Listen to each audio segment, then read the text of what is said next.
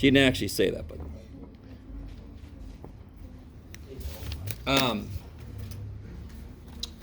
So can somebody tell me for end behavior, what is it we're actually kind of looking at?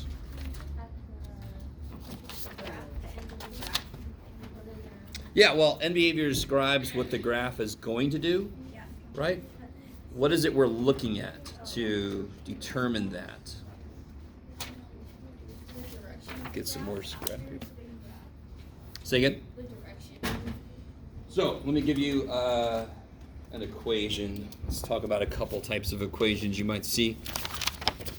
So if I start off nice. If I saw this,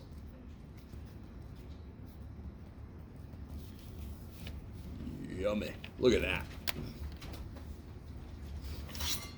Can anyone tell me which part of this determines the end behavior? Good, the highest power term. The highest power term, what about it? It's odd. So it's going to be cubist, a cactus. I love it.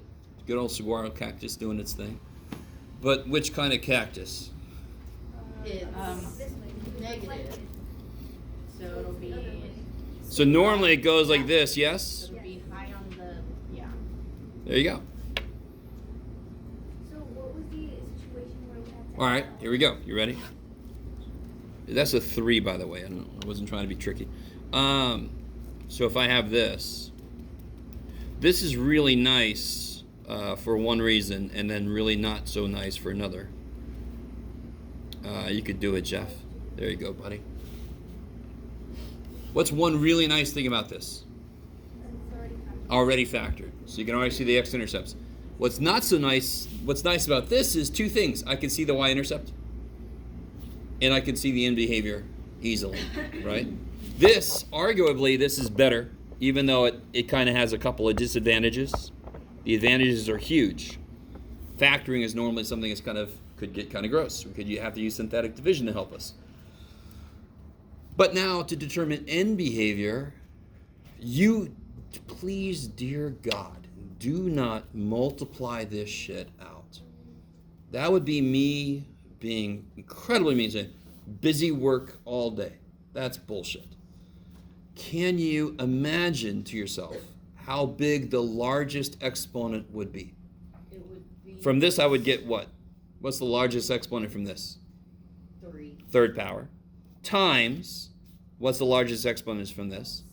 Second power. Times, what's the largest exponent? Fifth power. So what is the overall largest exponent? Since I'm multiplying like bases, 3 times add the 2 powers. is 5. No. Oh, When I multiply like bases, oh, yeah. I add the powers. Are you guys with me?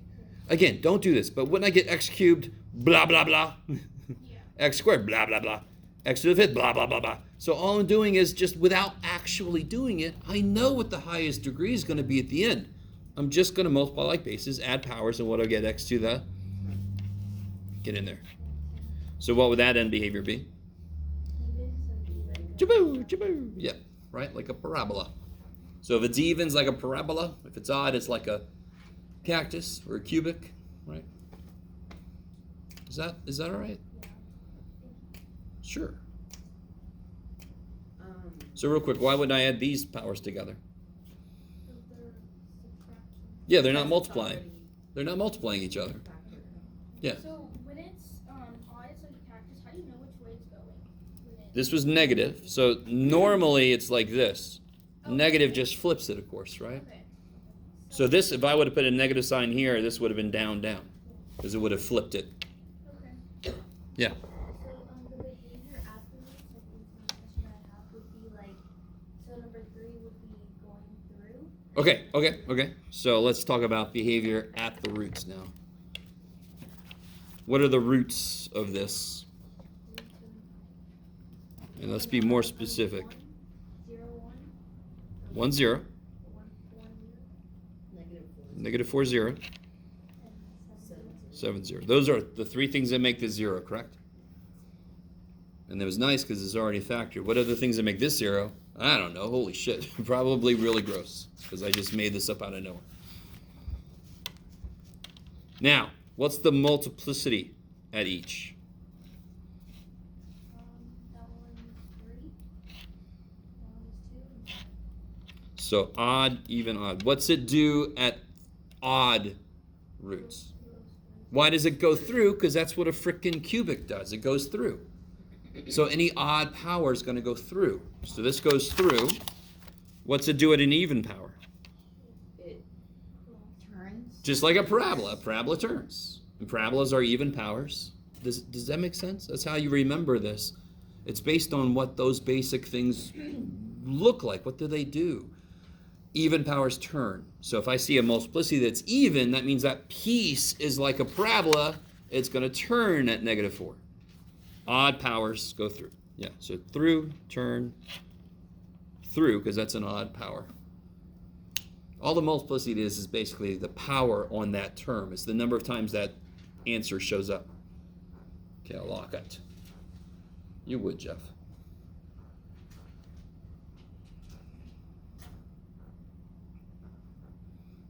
And that's it. Oh, sorry.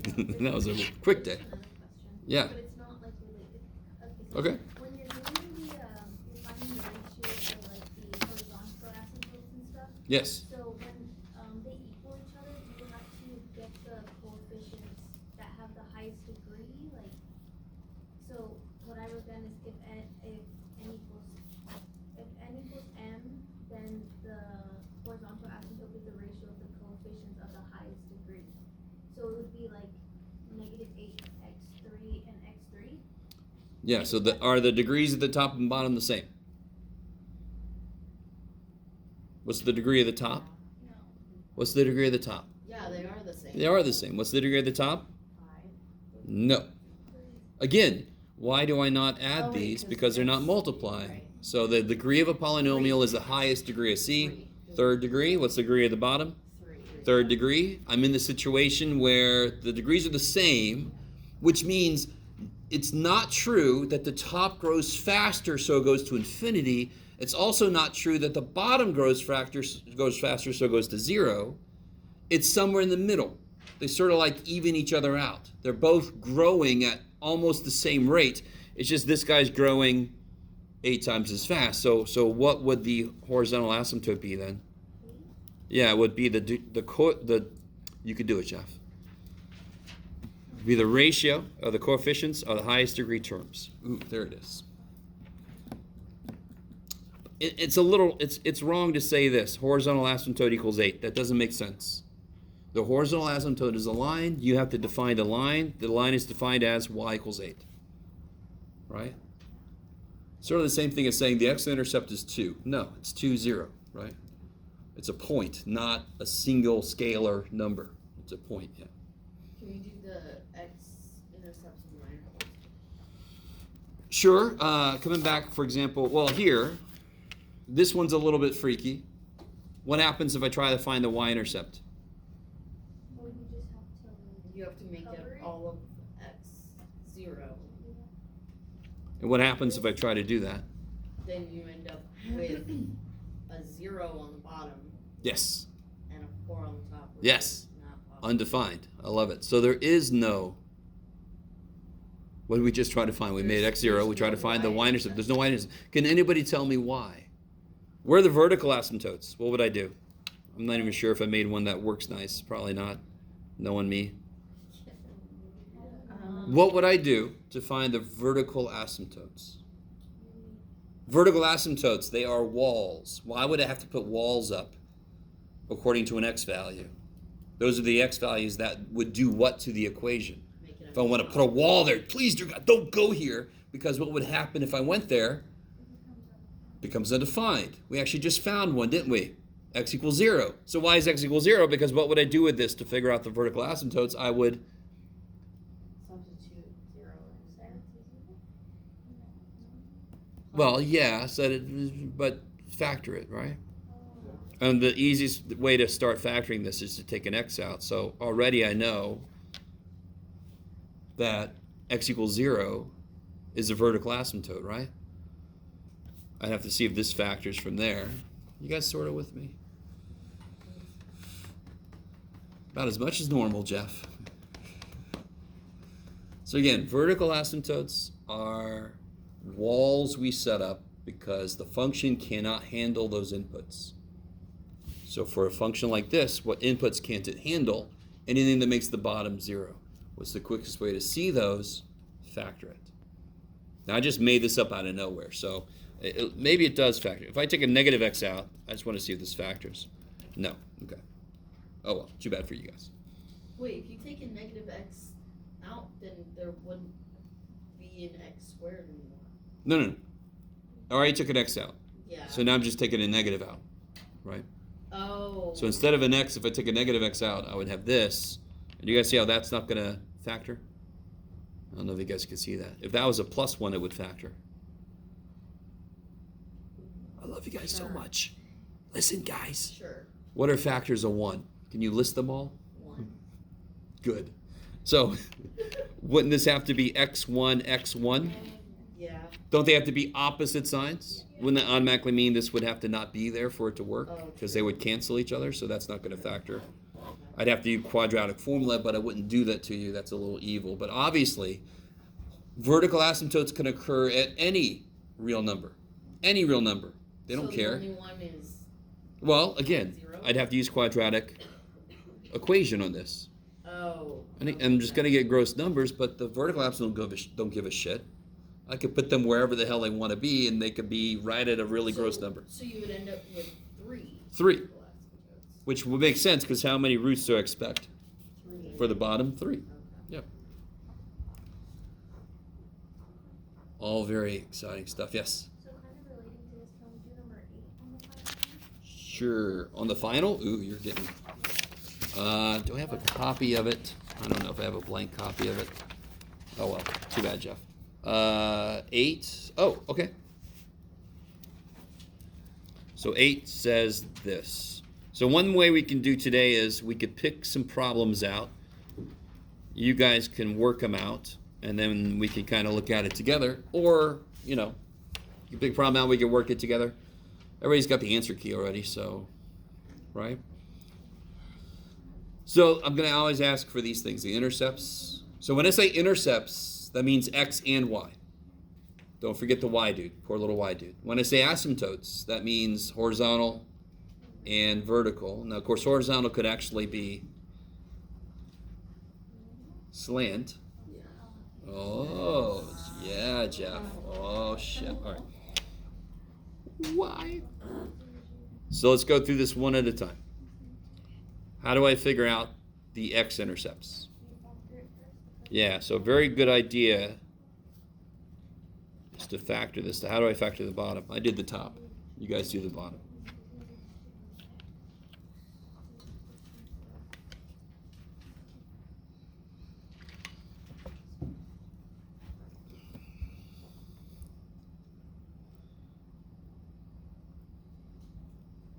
See, I don't think I missed anybody. Everybody got their...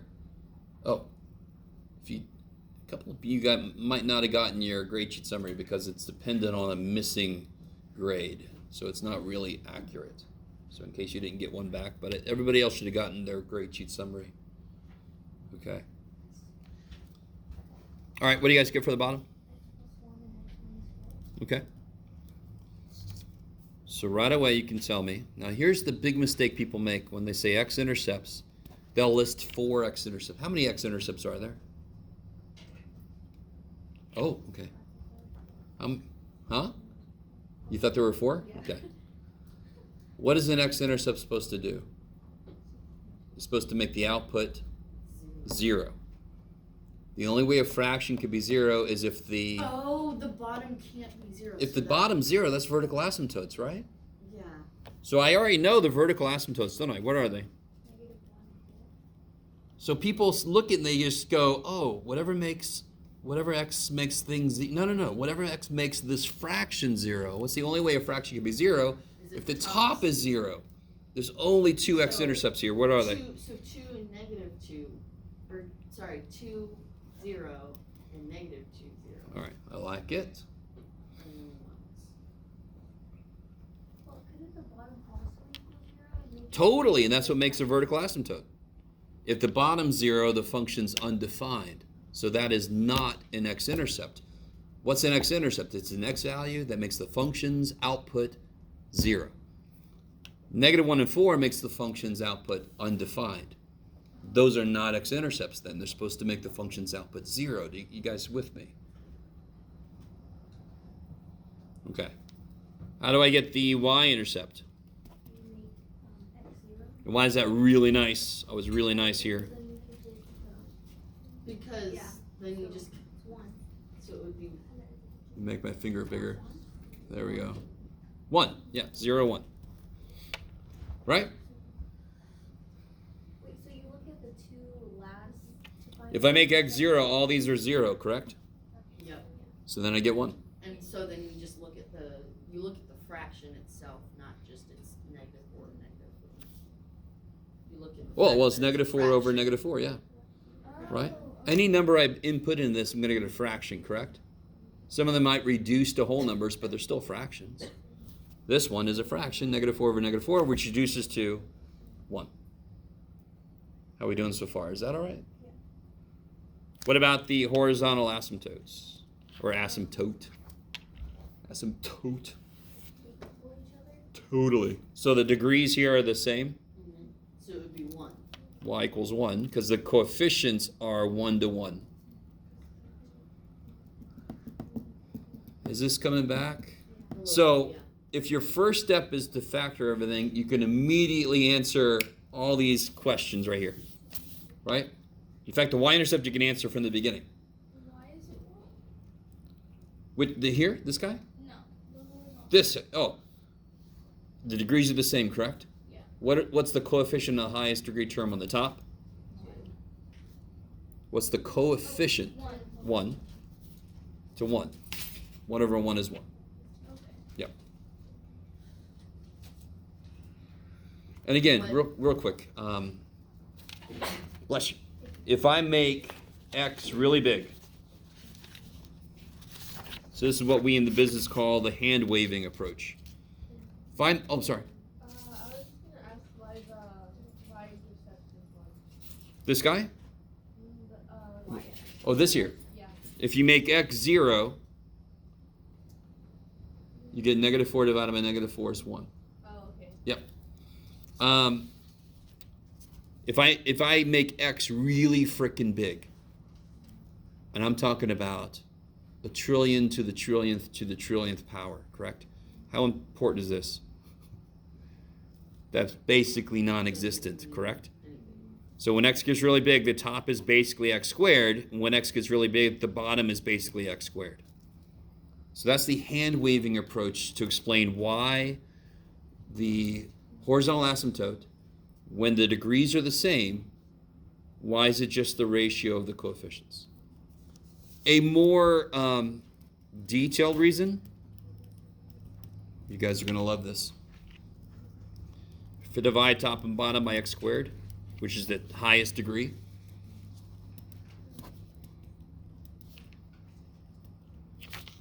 what happens when I let x get really big? What's 4 divided by crazy big? What's that going to? Getting really small goes to 0. 3 divided by really big goes to 0. 4 divided by really big goes to 0. So what's the only stuff left? 1 over 1. Yeah, okay. So the shortcut is if the degrees are the same, it's the ratio of the coefficients, right? And there's several reasons why. So if they aren't equal, Then we'll talk about that in a minute. Yeah. So those are the two other possibilities, right? That leads to y equals 0 or to a slant asymptote, right? So when we're doing that, it doesn't necessarily have to be the first two coefficients. It could be anything like say. And whatever the coefficient, the highest degree terms are. If they're the same degree, it's the ratio of those. Just like the first problem we did, right? Wasn't this -8 over -1? So it's not 7 over 1. These are the most important terms. Yeah. All right, let me stop for a minute. Did you go over slant asymptote? We will. Any other questions on this one? Is that all right? So I could change one thing on this and it would have a slant asymptote. Can anyone tell me what that would be? The coefficients? No. Oh, the exponents. So if I change the top to be a third power, that sucks on a few levels, right? So if I was just curious about horizontal asymptote, I need this to make sense. Obviously. Can the bottom keep up with how quickly the top is growing? No. Right? 10 squared versus 10 cubed. Oh, holy shit. Right? It's getting stupid fast. Stupid big, stupid fast. Much faster than this guy. Can't keep up. So if the top is growing much faster than the bottom, the number's going to go to infinity. There's not going to be a ceiling or a floor, depending on if it's going up or down. You guys kind of with me? Okay. So the trick is, there's a slant asymptote. It goes to infinity, but in a very definitive way. Definity. Sure, Jeff, whatever. So how do I find that slant asymptote? Long division. Is that the long division? Totally. Can you use, well, funny thing about this question, the answer actually is yes, but would you want to use, what do you call it? Synthetic division. You actually could, but it would be really difficult, to be honest. So, we would do, am I missing any terms here? Yeah, Yes. missing an x squared and x. So then you would do that. Now real quick. Can you guys see if I long divide these two? If I long divide these two, am I not going to get 1 plus some remainder piece? Do you guys see that? X squared goes into x squared once. Yeah. That's another reason why up here the horizontal asymptote is the ratio of the two coefficients of the two highest degree terms are the same degree. So here you just long divide. Don't you like how I make it sound so easy? X times x squared, x times negative 3x, x times negative 4. Change the signs, right? So very exciting. I know, okay. Jeff, you're channeling your past self, dude. All right. Am I done? Nope. X squared goes into 3x squared 3 times. This stuff I almost don't care about because this is just going to be the leftover stuff. Okay. When x gets really big, what happens to this guy?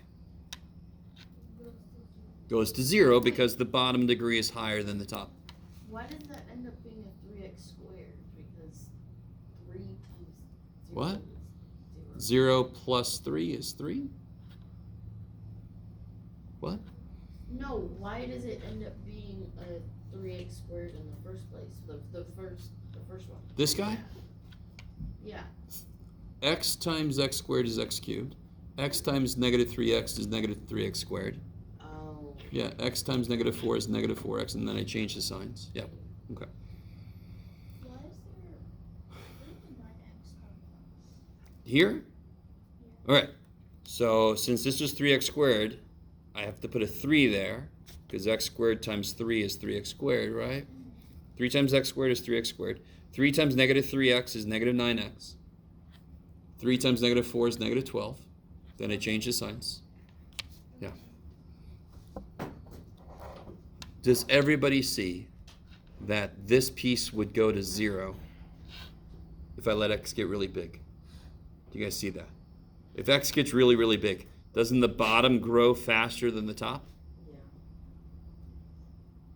So it's like 1 over 10, 2 over 1,000, 3 over 1,000,000, 4 over 1,000,000,000. I mean, that's going to 0, right? I don't know if you guys are with me. Okay.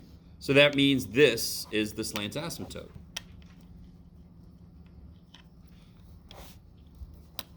That's the slant asymptote. Let me see if I can do this real quick.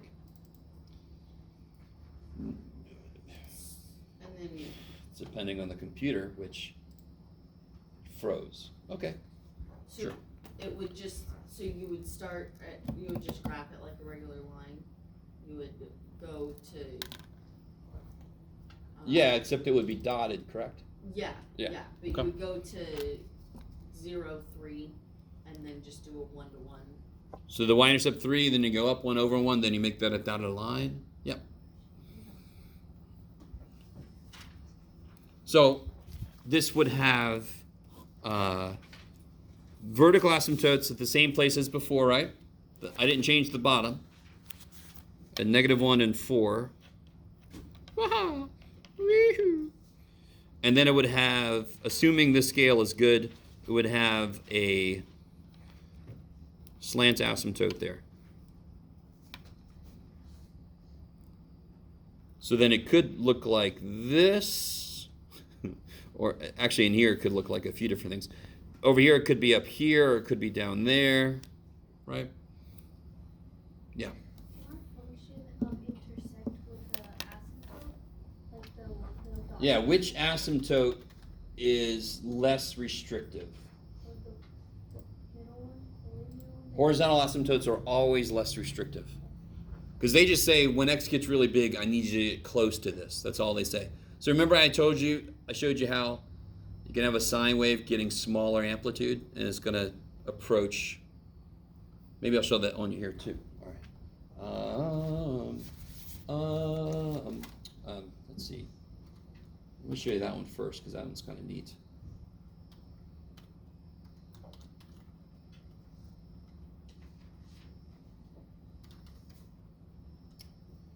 Let's see. Let me make this bigger.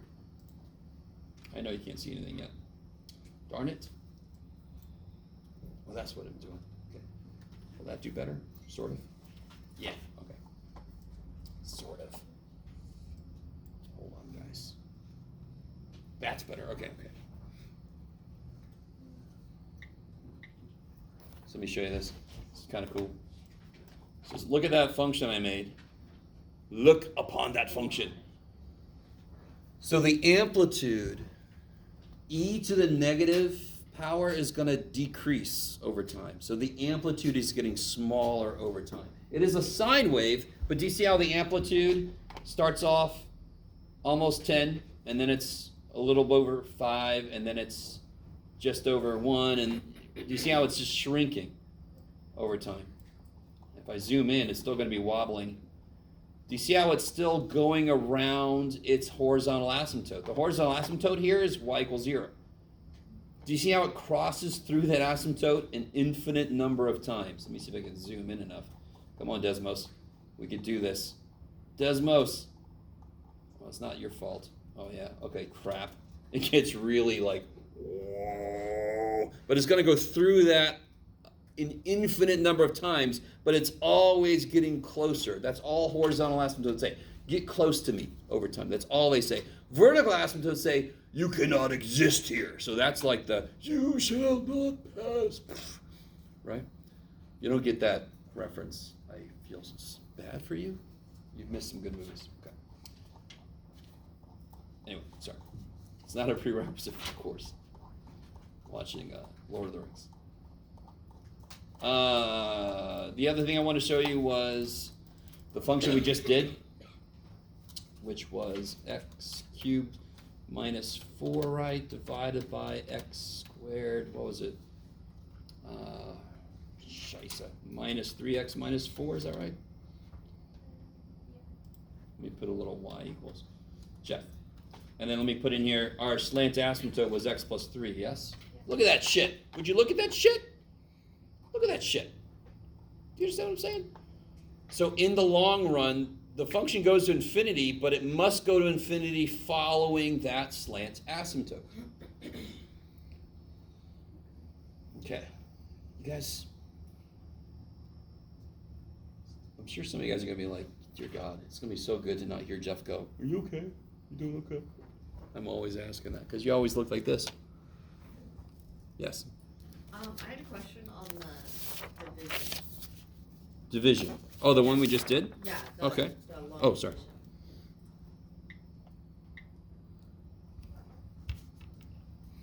understand the first step where we got the first line of numbers, and how we got when we did the addition and subtraction there. Sure. How did we get the first number for the third one? How did we get Here? the negative x squared? Negative x squared, where's that? Or negative 3x squared, sorry. Oh, here. All right, so real quick, why is there an x here? Because x squared. X squared times x is x cubed, yes? So x squared times what is 3x squared? You agree that 3x squared should be here, yes? That one? Oh, okay. So 3, we're going to that one, not so then the 3 other times one. x squared, 3 times negative 3, 3 times negative 4, blah, blah, blah, blah, blah. Yeah. Okay. So it's just the same process over and over and over until, when do you know how to stop? Well, how did I know to stop here? Because there's only an x value. Because this degree is smaller than that degree. So the minute that this is smaller than that, you're done. You're donezo. Okay. Yes. So the f of 3 and the f of 5, those are just points to help us. Oh yeah. So back to that. Yeah, those are me being really nice and just telling you these two will help you. But other than that, we would have to find those points by ourselves. Yeah, or I could say graph at most 3 other useful points, right? And how do you figure out a useful point? It's anywhere that, for example, all right, let's say I have a wall there, and I have a wall there, and I have an intercept here, and I have a horizontal asymptote there, right? I should have done this a little better because this is important.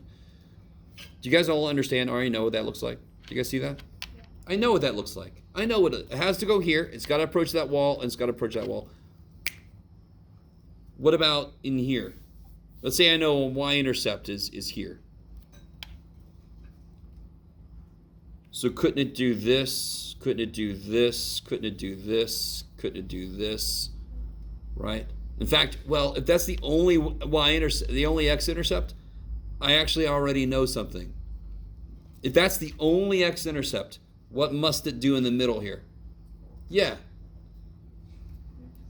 Somebody went like this. It can't possibly go because there's nowhere for it to go. There's no x-intercept. So it's got to go like that. Now, maybe it goes like this or something, but by hand, that's as much as I need. Yeah. Oh, no, sorry. Now, what about back here? You just grab a point, so like negative 5. Yeah, you can graph a point, let's say, 3, and then if it's up there. But I actually kind of already know if there's no x-intercept here, I know it's got to be up here. So I can put that point in to plot it, and then I could just... I already knew it had to be up here because it can't possibly be down here because there's no x-intercept. But there's no x-intercept to begin with. Exactly. There's no x-intercept to begin with, so I know it's got to be up here. But if there's no x-intercept to begin with, then why is that one down No. here? Besides this one, sorry. I'm just talking about this. If there's no x-intercept in this region, then it's got to be up here because the only other option is down here, and it would need an x-intercept right there. You guys see that? Yep. So 3 regions, 1, 2, 3, right? And here I knew it was here because there's an x-intercept. Here I know it's here because there's not an x-intercept. There's no way it could be down here. That's the only other option for it. Okay, maybe.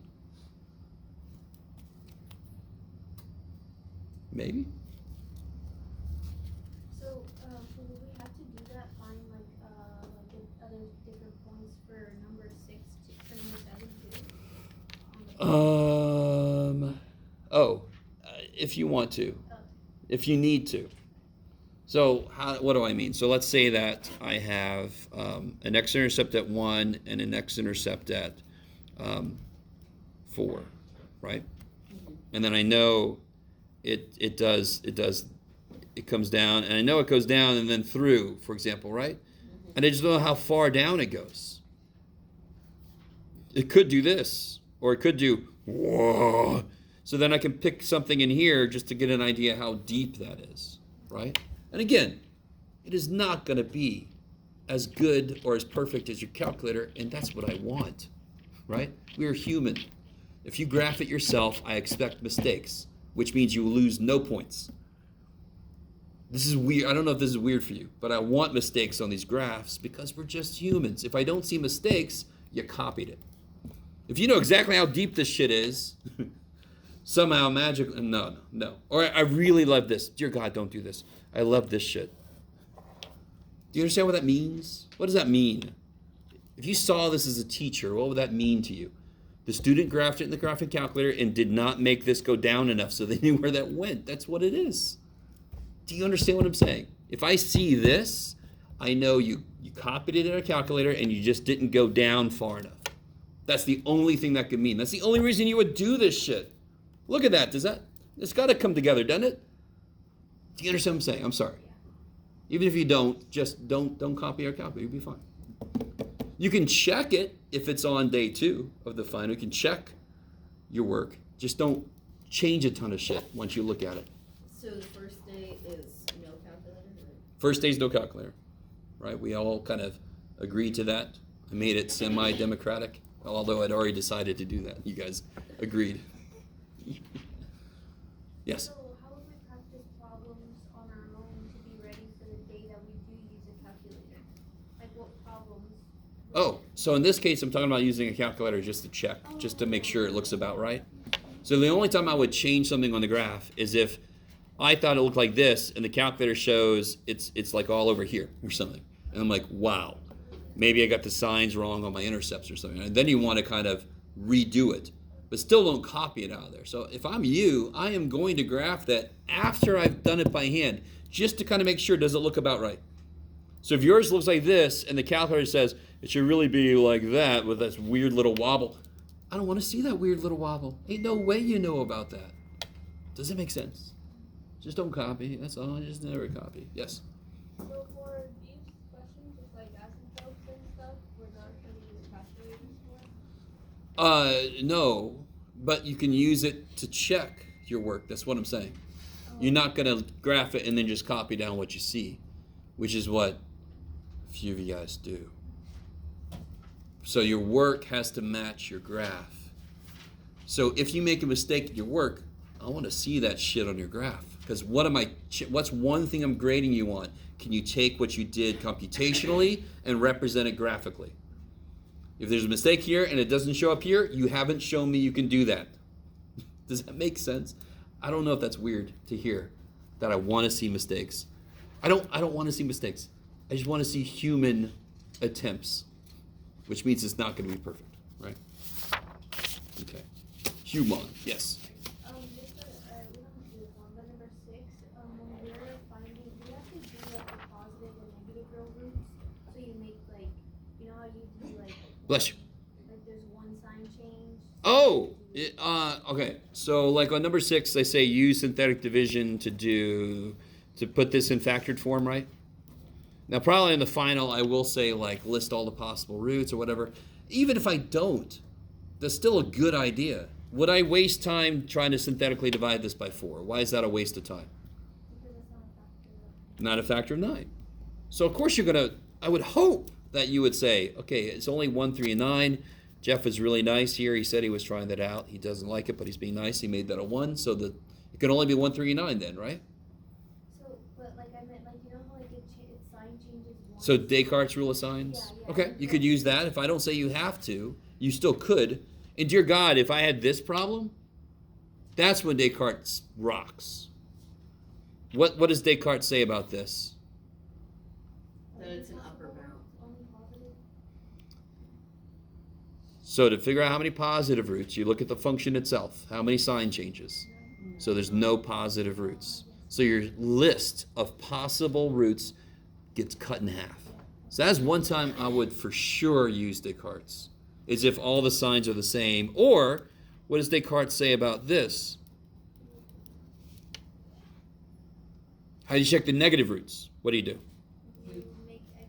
You do. Make x negative, and you remember the shortcut, all the odd powers are going to change sign because negative squared is positive, so it stays negative. I don't know if you guys understand what I just said. Yeah. How many sign changes? None. No negative roots. Maybe. So Descartes rocks when they're all the same sign or when they alternate signs, because one or the other is going to have none. Positive or negative is going to be none. So that immediately cuts your possibilities chop in half. So then, like, you kind of suggest that we can do it then? Totally. So if I word it the same way I did on the practice final, you can do those things. I'm just not requiring you to. So when Just be ready for me to actually say, what does Descartes' rule of signs say? Yeah, right? So when they're all the same sign, then you know there's going to be a positive. No. How many changes in sign? 0. So there's no positive roots. Okay. Now, how do you check this one for negative roots? You would change the sign. So then this would be, no, you would put a negative x in. Negative X. Yeah, there, Jeff. So now there's 1, 2, 3. So 3 or 0. no, Or 1. 3 or 1, negative real roots. Because either the real or they come in pairs of complex. Does this sound familiar at all? Yeah. Okay. Wait, why would it be negative and not positive? Because I changed this, I put a negative x in, right? This is p of x. This is p of negative x. So no positive roots, real roots. But there could be 3 or 1 negative real root. Yeah. So I'm not going to waste time checking positive possibilities because I already know there's no positive real roots. So to use synthetic division, how do we know what number to use? So on this one, and again, I've changed the problem so many times. Let me write the actual problem down again. All right, how do you make the list of possible rational roots? You have the first coefficient and the last coefficient. Yeah, so it'd be plus or minus the factors of 9 divided by plus or minus the factors of 1. So basically it's just this, right? It's always nice when this guy's a 1. That means you don't get any fractions that you have to try, right? Be ready for that to not be true, though. Is that cool by itself? Yeah. Everybody? Yeah. Okay. What if I put a 4 there? Then you would have 1, 2, and 4. So it'd be 139 divided by 1, right? So it'd be 139. And then it would be 1/2, 1/4. You with me? Yeah. 3/2, 3/4. 9/2, 9/4. Yummy. Sorry. Did you just put the 4 there? Just 'cause? Just 'cause. Okay. Yeah. I keep changing the problem just to confuse the hell out of you. You can rate me. How did you rate it? This guy really does a good job of confusing people. Yes. So first we would have to find just the list first, and then after we can use the Descartes rule to like kind of rule out. Sure. any positive. Yeah. In this example, Descartes' not going to really help me, right? There's one, so it's got one positive real root, and then if I change the negative, so it'll be 1, 2, or 0 negative real root. So it doesn't tell me definitively anything. So most of the time, Descartes' rule of signs doesn't do shit for me. When it does something for me, it kicks the most ass. So it averages out to okay. Kicks ass versus does nothing, you know. And when we synthetically divide, we know that we're done when we do the 0 at the end, right? No. When you synthetically divide, it might have a remainder. If I synthetically divide and I get a 0 at the end, what does that mean? Oh, That is a factor. little. That's a factor. I actually got something to work, right? Yeah. If you're done with that, can you do number 4?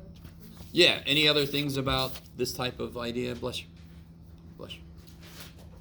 Number which one?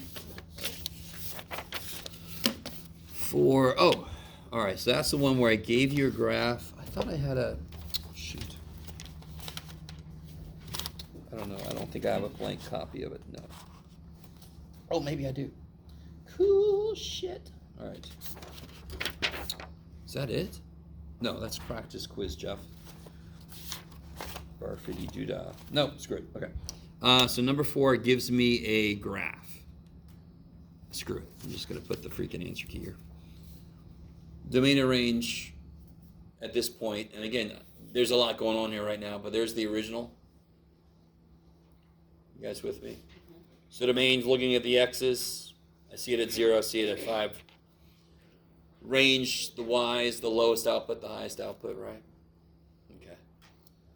F of 1, F of 5, that should be old shit. Is that cool?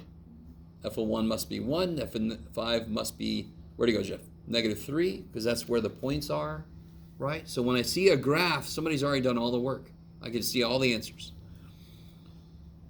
Invertible, because it passes the horizontal line test, right? Which, remember, when did we have to do something to make a function invertible? We've done that several times. You had to like cut off half of it. Give me an example function we had to do that to. Parabola, I like it. Parabola is the first one we did. Also trig stuff. To make inverse sine exist, we had to cut sine, chop, negative pi over 2 to pi over 2, yes? Okay. Yes? Can you kind of show, cause I got like a different, for each graph on the inverse of function. Yeah, so what are the points that the function goes through? 0 to 3, So it goes 0, 3, 2, -1, 2, -1, and 5, -3. 5, -3. So what does my inverse function got to go through? 3, 0, -1, 2, -3, 5. So my F inverse, where are you? Here it is. Has to go through 3, 0, -1, 2, -3, 5. Okay, I like it. I have a question about finding the equation of the line. Why did you use the points? I know why you use the end. Oh, the endpoints. Yep. Okay, because I thought Endpoints. you were finding slope. You were using 2 points that were closest together. Yeah, that's what I thought. Closest- That's what I was taught. I thought you could just grab any point, like the intercept, and then just any other point. Yeah. You could grab We it. don't know the line yet. We don't know the line. So what are you suggesting? Sorry. I thought. Because the answer is going to be the line that connects those 2 points, correct? The straight line that connects those 2 points.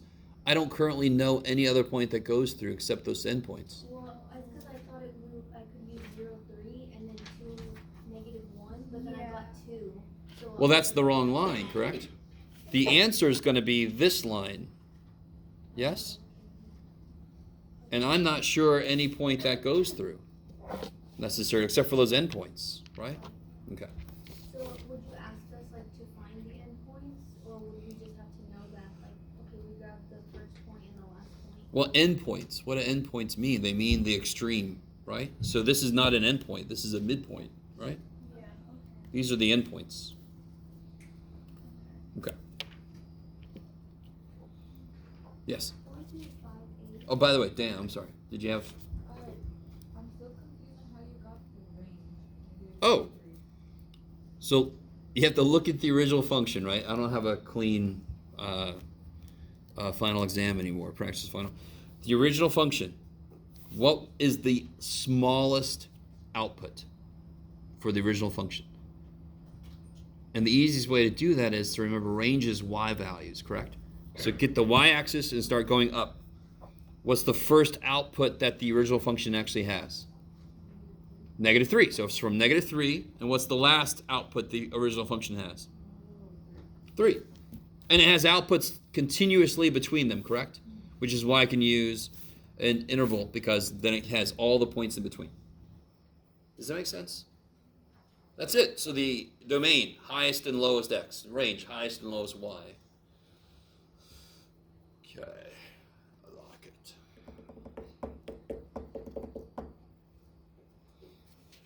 All right. Yes?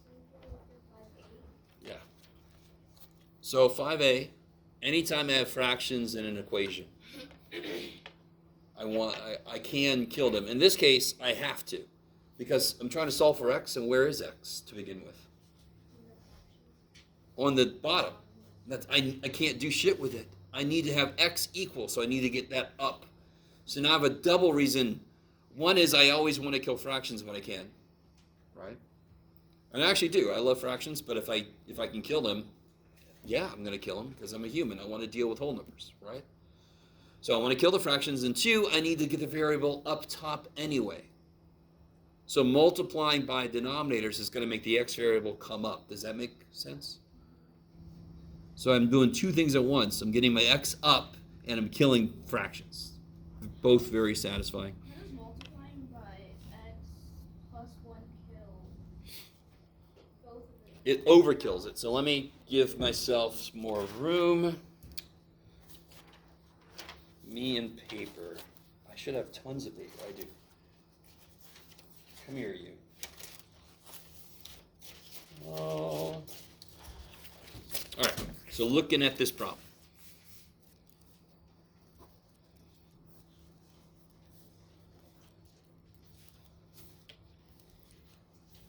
If I multiply everything by x plus 1, does that kill all the fractions? No. Nope. So I have to multiply by both of these. Everybody with me? I basically multiply by the LCD. So if I multiply each piece, I'll show more work than I did on here because now I have more room. I'm going to multiply each piece because when I multiply one side, I got to multiply the other side, correct? And if I multiply this side, it's going to distribute to each thing, correct? So here, look what happens. The x minus 1 cancels, yeah? So then, like old Jeff in the video said, I pick up an x plus 1 because the x minus 1 cancels. Does anything cancel in this term? Nope. So it just picks up everything. And what I did on the video was I just multiply those together to make this distribution nicer, right? And what happens here? What dies? X plus 1 dies, and I pick up an x minus 1. Why is it x squared minus 1? I multiply these together. Oh, okay. I'm going to have to multiply them together anyway eventually, yes? I would rather multiply these together because the middle terms cancel instead of distribute the 2 through and okay. And this is where I kind of did. Don't I get a 3x both on the video if you watch it? I just say the 3x's die, and this is why I have a 3x on both sides. So if I subtract 3x, they're both dead. Yep. So then I get a 3 minus 2x squared plus 2 equals this 3x killed this 3x, negative 3. And now you just solve that. I'm just like confused on like, because I've always done, you know, like when you kill something and have to do the opposite sign. And I know No. So, for example, 7 fourths times 4. What happens? What happens? No. Sure, but better. Be better than that. What happens here? Force die. These cancel. Of course they cancel. Right? What's xy divided by x? Because I want to know. I'm sorry. Right? Are these different signs? Are these different? No. So here's the problem. Okay, operations cancel. So if I want to cancel addition, how do I cancel it? I use subtraction, which our brain sees as different signs, but math is like whatever human, this freaking opposite operations, correct? How do I kill multiplication? Division. Right? It has nothing to do with changing the sign. It's just different operations, right?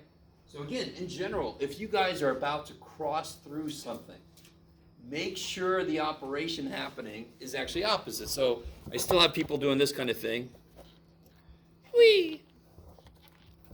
Right? Now obviously the way I'm saying that means this is wrong, correct? What's wrong about what I just did?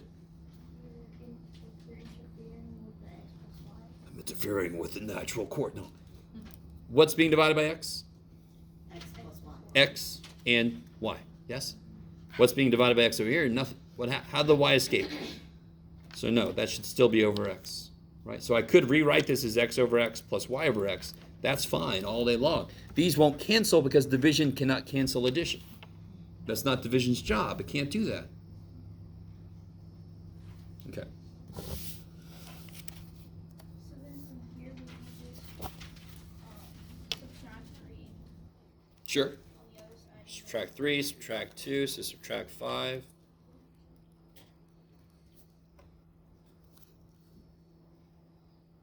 X is 2.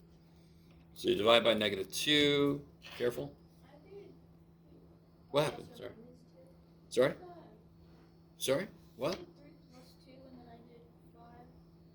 Oh wait, never mind. Whatever you do, you get a -8 on that side, right? Okay. Divide by -2. Negatives cancel. Square root of 4 is? Plus or minus. Good. So it'll be, when you take a square root, you got to put plus or minus.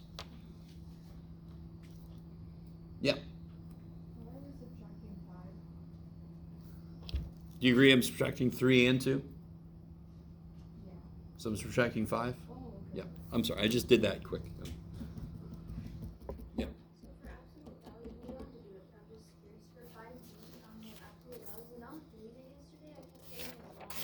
But I saw that you have to, in order to like have two like separate, like you know how it's like it can equal this or this. Yep. You have to subtract the 2 first, and subtract whatever is on that. That is one of the most, well, it is a refrain I've said so many times this semester, right? So, get ready.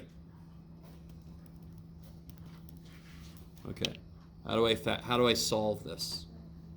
Add 1 to the other. If I squared right now, I have to FOIL this. That sucks, and the radical would still be alive. So I made everything worse without killing the radical. So I isolate the radical. All right, right? So then I could square both sides, and it only affects that. Yeah. Blah, blah, blah. So what about this? You add the 1 to the other side. Yes, because then I could apply the idea of absolute value. The absolute value of what is 4?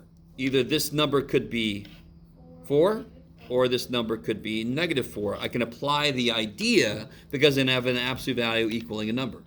Yeah. Does that make sense? So you have to isolate where the variable is, because then you can directly kill what it's stuck inside of, right? So here I'm actually killing it. Here I'm using an idea to get rid of it.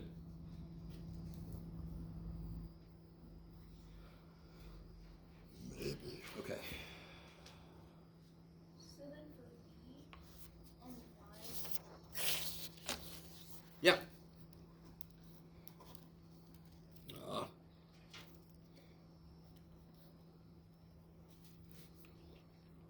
You still add the 4 to the other. Subtract the 4 to the other Subtract the side, 4, sure. and then still square it. Yeah, you can kill the negatives, right? But to be honest, they're going to die anyway, right? Then you'd square it. Yeah, because now you've isolated your radical. No collateral damage. You can just kill that radical. Okay. I like it. How did you make your negatives positive? Because when I did it, I just If you divide both sides by negative, they become positive. So anytime you have an equation, negative something equals negative something, they just die. They just cancel because divide both sides by negative, they cancel, right? Yeah. We'll do 5E. This one? 5E. 5E. Yes. Okay.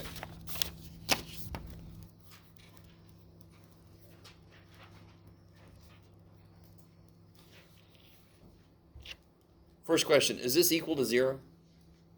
no. So factoring this would do nothing for you, right?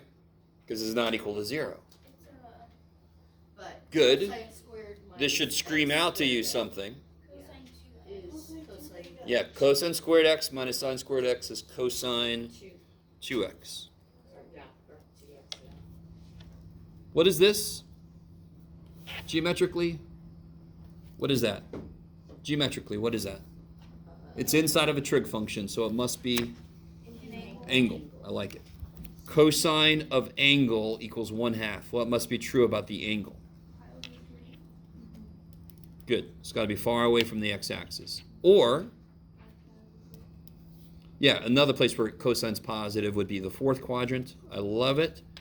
To capture all the answers, I think everybody agrees those are not equally spaced, so I have to do each separately. Plus or minus what? 2 pi. Okay. 2 pi k, because what's the period of cosine? Pi. What's the period of cosine? 2 pi. 2 pi. So that's why I got to put 2 pi. If this was a tangent, You'd have to put pi. I would put pi because pi is tangents, period. And then you have to divide the 2. Exactly. So now that I know what the angle is, I can actually solve for x. Divide everything by 2. Jeff. Woo. Shabba. And then if I say give me all the answers and 0 to 2 pi, you just pi over 6, and then you add pi, right? 7 pi over 6, and then you add pi again. 13 pi over 6 would be more than 2 pi, so I can stop there, and you do the same thing there. Is that all right? Okay. Yes?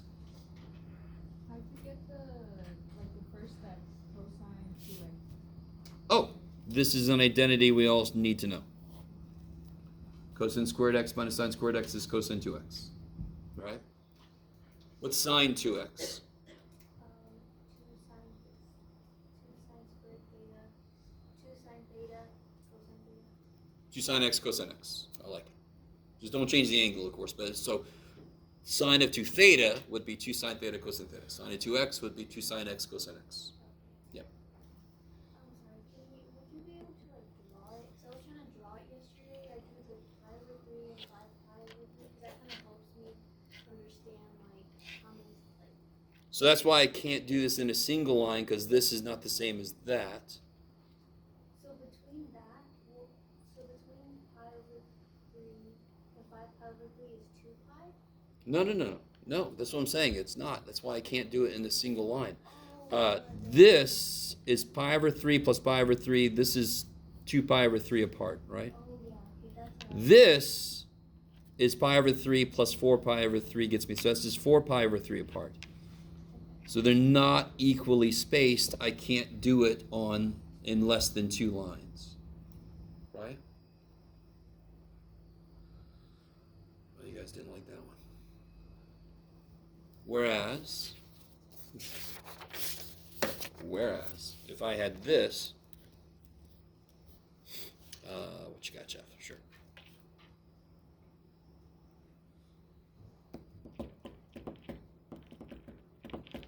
How do you solve this?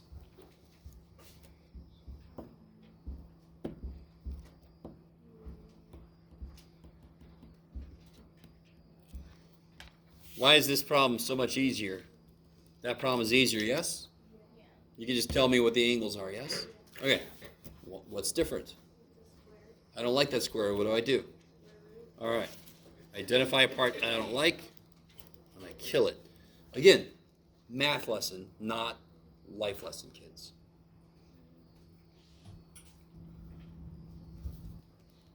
I'm going to cut to the chase there. What angle makes the output of sine rad 2 over 2? Pi over 4. All right, so it'll be pi over 4, or Or 7 pi over 4. sure, 7 pi over 4. Let's go in order though. 3 pi over 4, 3 pi over 4, 5 pi over 4, 5 pi over 4, 7 pi over 4. Now, do I actually need 4 lines to capture all this? Or how far No, apart? They are just- all how far apart? They're all Every single one is 90 degrees or pi over 2 away from the next one, yes? How do you determine Wait, that? wouldn't Why it be would pi over 4? Definitely not. How- Guys. Start here. Look at this. What's this? What's this? What's Pi this? over 4. Good. Add pi over 4 to it. Where do I end up? 2 pi over 4. Over 4, which is pi over 2. Is that where I want to be? No. Nope. So I need 2 pi's over 4 to get over here, which is pi over 2, which is 90 degrees. Okay. Right? So I don't need these then, do I? No. So I can pick up every answer by going a multiple of pi over 2. I don't have to do each one 2 pi k, 2 pi k, 2 pi k. I don't have to do that shit because they're all equally spaced.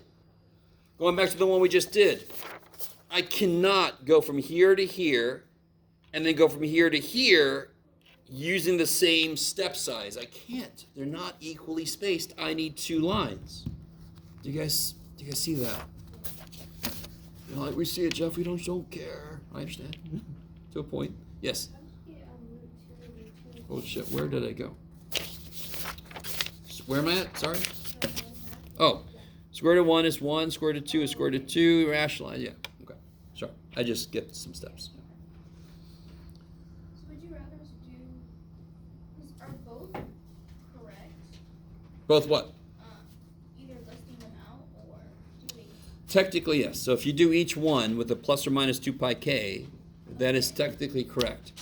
But it's just silly. You don't have to write that much. You should be able to do it in one line. Yeah. So if you did write all these, would it take points off? No. But it just doesn't make sense. You should do it more efficiently, yeah. Okay. You guys doing okay? Anything we talk about, by the way, if it still doesn't make sense after I say something, ask a follow-up question, right? Part of my job is to reformulate what the hell I just said so that it makes sense if it doesn't make sense when I first say it.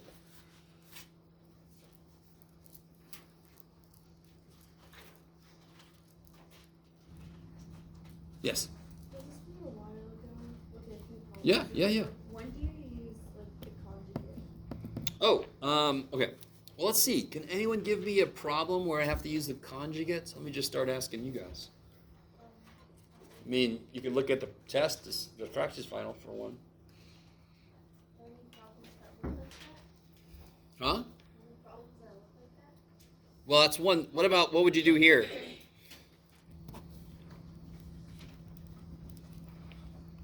would multiply by the 6i plus 2. Good. Multiply by the complex conjugate. So in mathematics, the word conjugate primarily means same terms, different middle sign. That's all it means. So the conjugate of 6i minus 2 is 6i plus 2. Now, what relationship do these two problems have?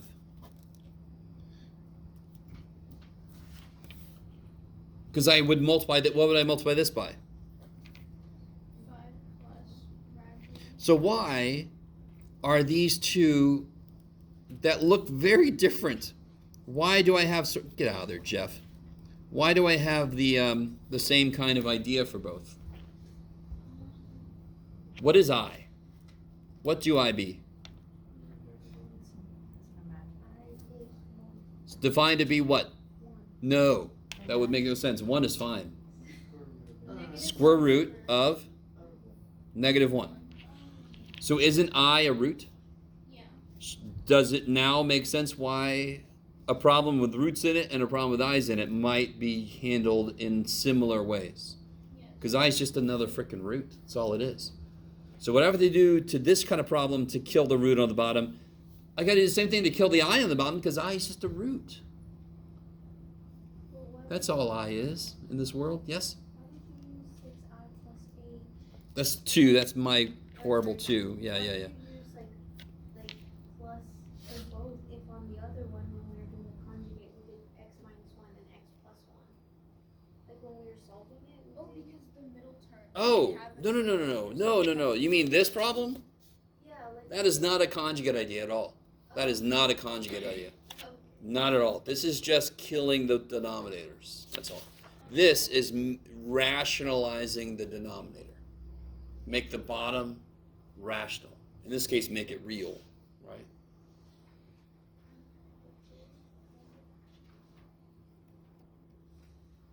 So watch this. Look at this problem. Everybody gaze upon this problem. What do you got, Jeff? I don't freaking know. Make this 8 over 3 equals 2x over. Screw it. No, sure. I could just work with the fractions, or the first step I could do is kill all the fractions, right? Okay. So the LCD here would actually be